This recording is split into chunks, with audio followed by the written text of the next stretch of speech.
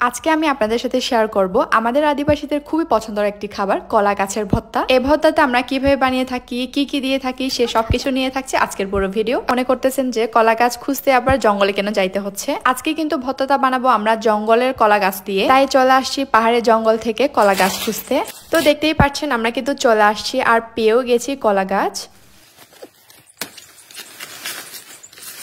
পরে গিয়ে কত জঙ্গল থেকে ওরা খুঁজে নিয়ে আসছে একমাত্র ভুনে আবড়াটা রাখার জন্য। আমি কিন্তু কলা গাছ কাটার জন্য উপরে উঠি নাই, আমার মনে হচ্ছিল না যে আমি উঠতে পারবো। আর আমার ছোট ভাই তারা বলতেছিল তুমি উঠিও না, তুমি উঠলে ওখান থেকে পড়ে যাবা। যাই হোক গাইস, আমি কিন্তু কলা গাছটা পেয়ে গিয়েছি। পাকা তেঁতুল আর লাল মরিচ দিয়ে ঝাল ঝাল ভর্তা করে খাবো। আর আজকে আমার ভাই থেকে নাকি একদম টক বেশি করে খাইতে মন চাচ্ছে। আমি যদি গ্রামে যাই তারা খুবই হ্যাপি, কারণ কি আমি ভর্তা প্রেমিক, আমি খুবই ভর্তা খাই, সাথে ওরাও খেতে পারে। তার থেকে বড় কথা কি সে আমার ছোট, কিন্তু আমার আবদার কখনো সে ফেলে না। আমি যখনই যা বলি না কেন সে